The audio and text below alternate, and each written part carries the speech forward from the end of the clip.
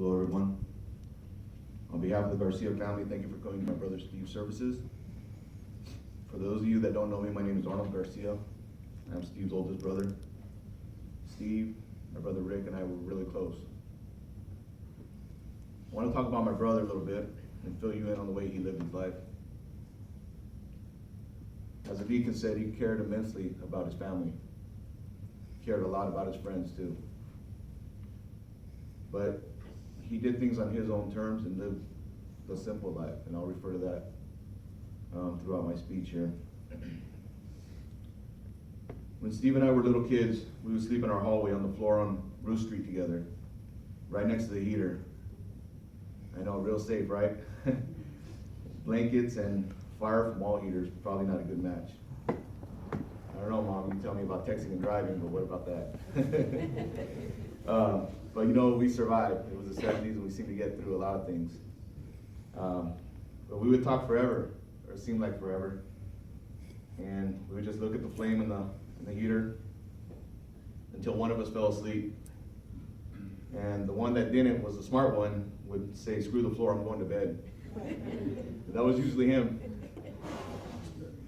At a very young age, he was brilliant. And a lot of people say that, but he really was brilliant. He learned to read at a very young age. He was always reading Hardy Boys mysteries or Encyclopedia Brown books. And it would take him absolutely no time to finish them. He would knock them out quick. He was always up for a baseball, football, or basketball game. Or maybe we'd play SWAT in the streets with Mike Lytle, Boomer, and the other neighborhood kids. Or, Mom, cover your ears. Plum fights, underground forts, bombing cars, etc. But he was always up for it. When Steve entered his teenage years, he picked up the name Buckwheat from all the neighborhood kids. Why Buckwheat, you might ask? Because some of these pictures show he had really curly hair and it kind of grew out of control a little bit. So hence the name Buckwheat. But he kind of liked the nickname and it stuck. So if you hear people refer to him as Buck, that's where the nickname came from. As a teenager, he went to Santa Clara Private High School in Oxnard and excelled in academics. This wasn't an easy school to excel in, but he aced every class. Steve was always known around Moore Park as the guy with the white truck with the pink pinstripes that made windows shake from the bass. He was a huge music lover. Music and sports were his passion by far. As a teenager, he would find out release dates from artists, and he would get them before anybody else and have the latest jams before anybody. To this day, some of the music myself and my brother Richard play, that music is influenced by my brother Steve. He just knew music in all genres. As I said, it was his passion. While in high school, Steve went to Spain for a language course and loved it. A week before he passed, while my dad, my brother, and I were in San Diego, per my brother Steve's wish, Steve spoke of his love for Spain, its culture, its people, and all right, the Spanish women might have came up about 5 times, but it was the culture and the people that he really loved. He wanted to get back to Spain, but that didn't really happen, obviously. When he graduated from Santa Clara, he got a job at the Miller beer distributor, Lago Marcinos, with my tío Jay, and also worked as an attendant at the Chevron station in Moore Park.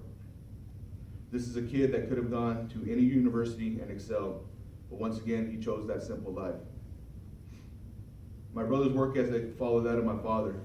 He rarely missed work, even when sick. He and my dad were pretty much the same person. He followed my dad in other ways as well. Although we lived in the Los Angeles area, my brother's favorite baseball team was the Cincinnati Reds. Go figure. His favorite basketball team was the Boston Celtics.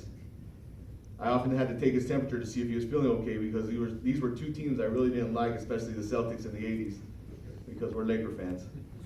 But the one team we all agreed on, and Steve absolutely loved, was the Dallas Cowboys. I was lucky enough to be with my brother Steve on 2 separate trips to Dallas to see the boys in action. That is a memory I'll always hold close to my heart. When Steve had his only daughter, Lisette, it was one of the happiest times I had ever seen him. He spoke of Lisette constantly, and although things got hard for him and they were apart, she always held a very special place in his heart. Steve worked as a surveyor, making a pretty good living. But my brother Steve never had aspirations or dreams of buying a new home or a new car for that matter. He once told my mom, "Mom, why would I get a new car? Public transportation works just fine, and I've mastered it." And he did. He had the schedules down. I got to catch the 31 to the 126 he had him down. He was okay with that, the simple life and what it had to offer. He wasn't really into extravagant things. He was about his family and his friends. I used to ask him if he wanted to go on road trips to Vegas or California. His response was always, "Chale, I'm cool right here." For what? I got everything I want right here.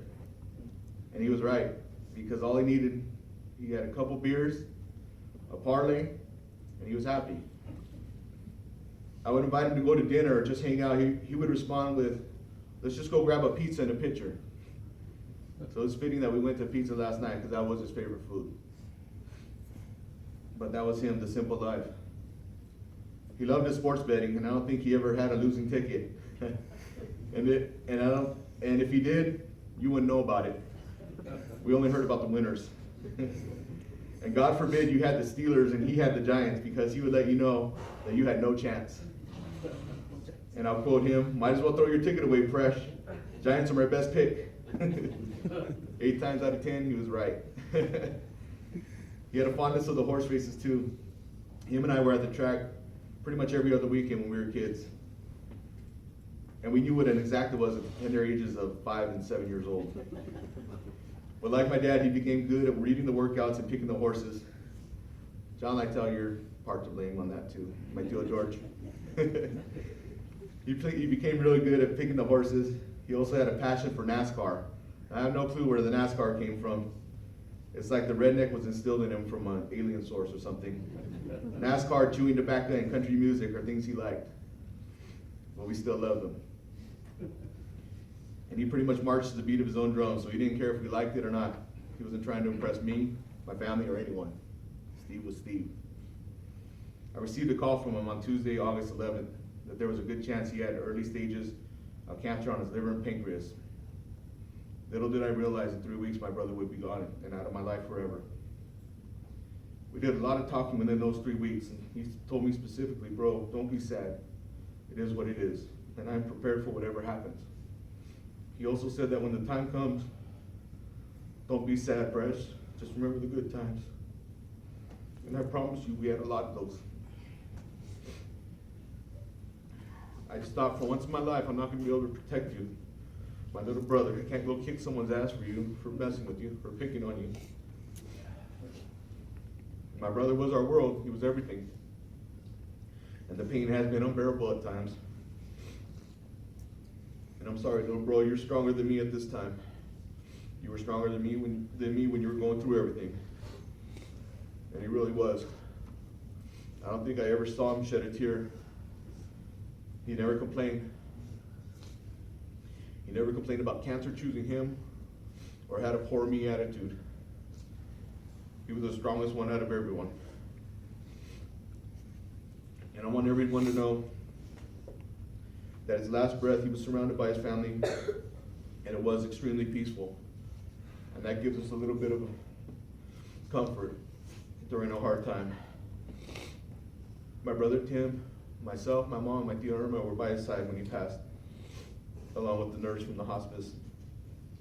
And it was very beautiful how it happened. My mom grabbed his hand and she told him, "Mijo, when you're ready to go, we're fine. You go be with Grandma, Tia Marie, Tia Loli, and Uncle Charles." And with that, he took one more breath and he was gone. I know he heard everything that we were telling him, and you know he heard my mom. When she gave him the green light, he was gone. I have faith in God's plan and God's decisions. Maybe God owed his bookie and needed a stellar handicapper for the upcoming NFL season.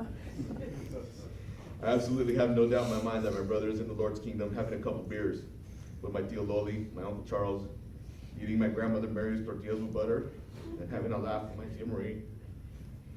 He lived a simple life, but also lived it in accordance to God and his faith. He never hurt anyone and was a kind, loving soul that absolutely loved his family. And now he's no longer living the simple life. He's now living a beautiful, eternal life. We will always love you, Buck. Rest in peace, brother.